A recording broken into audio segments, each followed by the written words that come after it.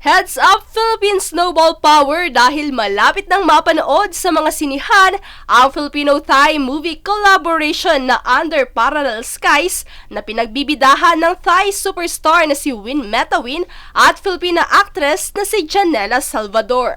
Gagampanan ni Win ang karakter ni Parin na isang binata na nagtungong Hong Kong upang hanapin ang kanyang nawawalang ina.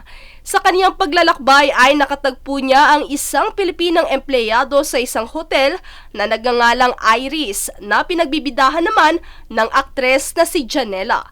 Sa gitna ng pagkakaiba ng kanilang kultura at pagkakakilanlan ay magiging sandigan nila ang bawat isa sa pag-ibig, dalamhati at pag-asa. Sa naging pagbisita ng Thai actor sa Pilipinas kahapon para sa kanyang Win UPS Mall Tour sa Mall of Asia at Glorieta, ay talaga namang hindi magkamayaw ang mga tagahanga nito nang masulyapan ang aktor.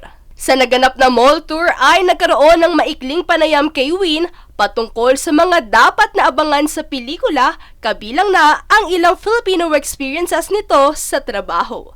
Siyempre, hindi rin makukumpleto ang kaganapan ng walang pasampol na pagsasalita ng Filipino words na siyang game na pinaunlakan ng aktor. Mahal ko kayo.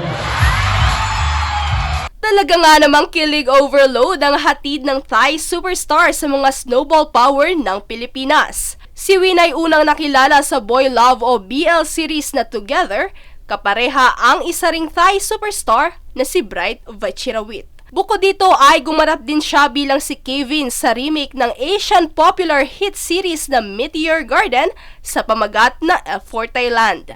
Sa naturang event ay dumalo rin ang producer ng pelikula na si Richard Won upang imbitahan ang moviegoers na manood ng UPS. Sa direksyon ng award-winning Filipino director na si Sigrid Andrea Bernardo, mapapanood ang Under Parallel Skies sa mga piling sinehan sa bansa sa 17 ng Abril at sa unang araw ng Mayo sa Singapore habang 9 ng Mayo naman sa Thailand.